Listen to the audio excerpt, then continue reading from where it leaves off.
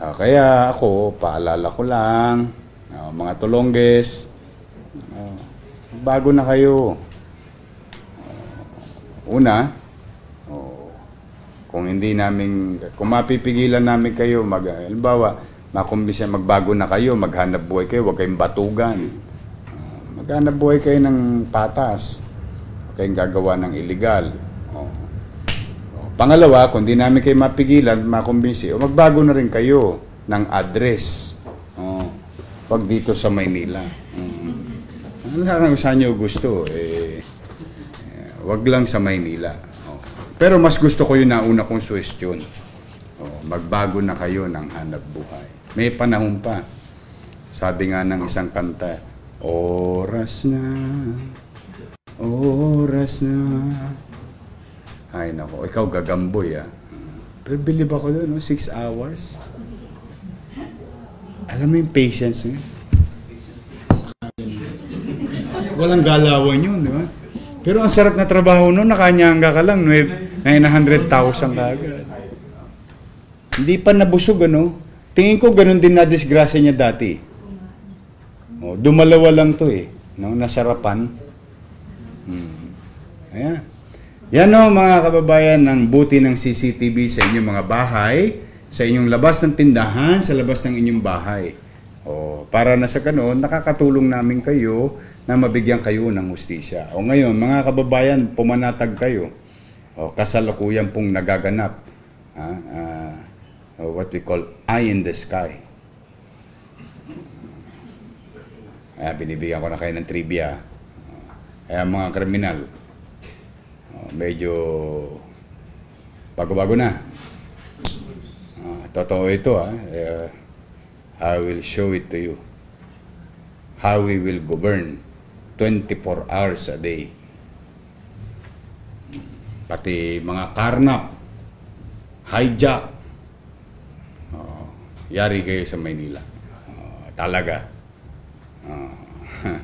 Lapit na. Andiyan na, nakikita ko na, operational na. Nagte-testing na kami. Lalakad ka lang.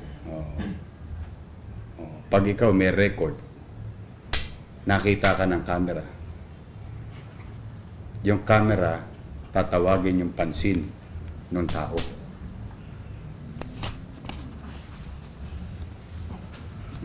Huli ka, balbon. Kaya, basta, unti-unti. Niyawa Diyos. Gagamitin natin ang mga existing technology. In fact,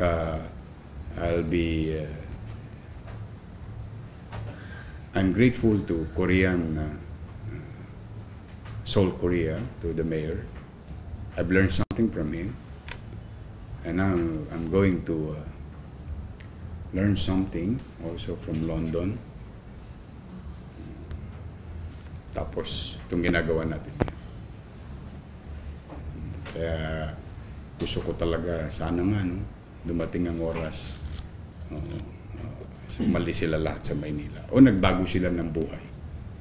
Basta naman kami, nagbubuti naman kami to address yung social amelioration. Ngayon, maraming salamat sa Philippine Charitable, Filipino-Chinese Charitable. Naalala nyo yung hinuli natin si Sing Siyi, yung nandura ng pulis, no? Yung nandura ng pulis na hinuli. Maraming salamat kay Dr. James D. Dahil binigyan ni Dr. James D. At saka ng Filipino General Chamber of Commerce Incorporated President James D. ng 100,000. Pakita mo nga, Julius, yung picture kanina na yung ating Police Maynila, ipinakita niya yung pagiging disente niya.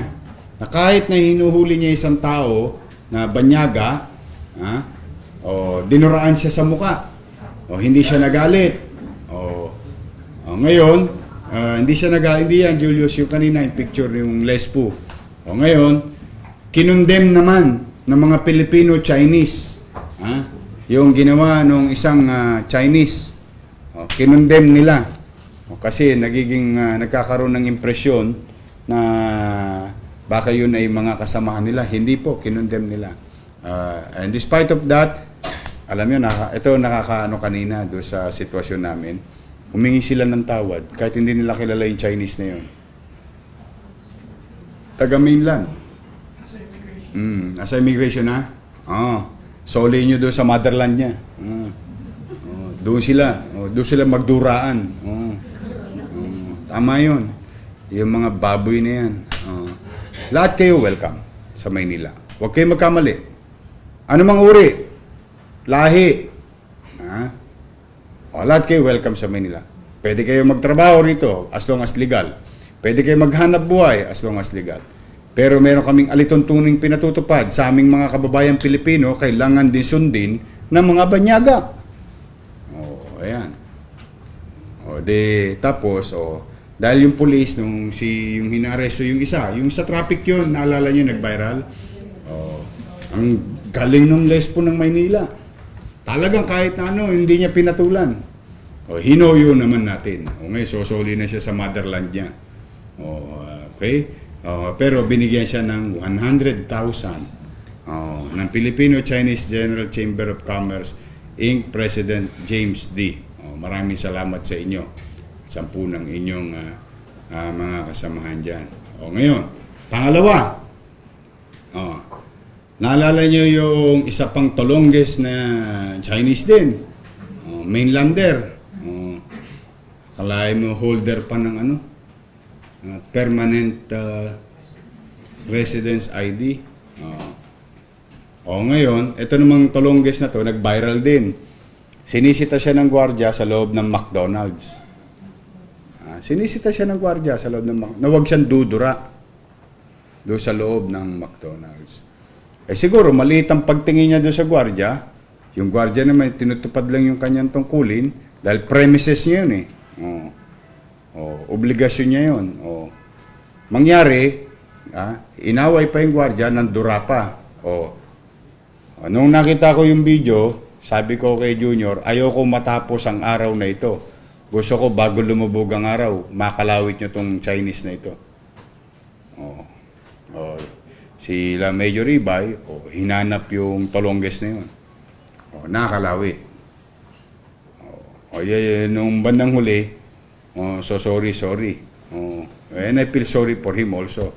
Nasaan yung loko na yun? Immigration. Sure? Sir, bali, nakapag-inquest prior to dito. Pero may sulat na tayo sa immigration. Soli nyo lahat yung mga yan sa motherland nila. Whether kahit anong uri, anong lahi nila. Whether they are superpower. Ako rin may superpower sa kilikili. Hindi po pwede pinagyayabang nila na yung bansa nila matayog. Yung bansa nila maunlad. Hindi. Nandito kayo sa Maynila, sumunod kayo sa alituntuning pinatutupad ng pamahalaan. Ako, nakakatuwa. Maraming salamat sa mga netizen sa mga nire-report nyo sa akin. Yan naman, basta narebalida naman namin. Katulad kanina, may nag-netizen, pinurward sa akin. Mali yung kwento. Kasi may resibo ako na yung isang kagawad, hindi lang pinagbigyan maka-discount. Kaya kung ano-ano na sinabi. Pero, hindi siya pwede magsinungaling kasi may resibo. Sabi ko nga kay Dennis si Dennis Biaye, ako sa inyo, idemanda nyo yung kagawad.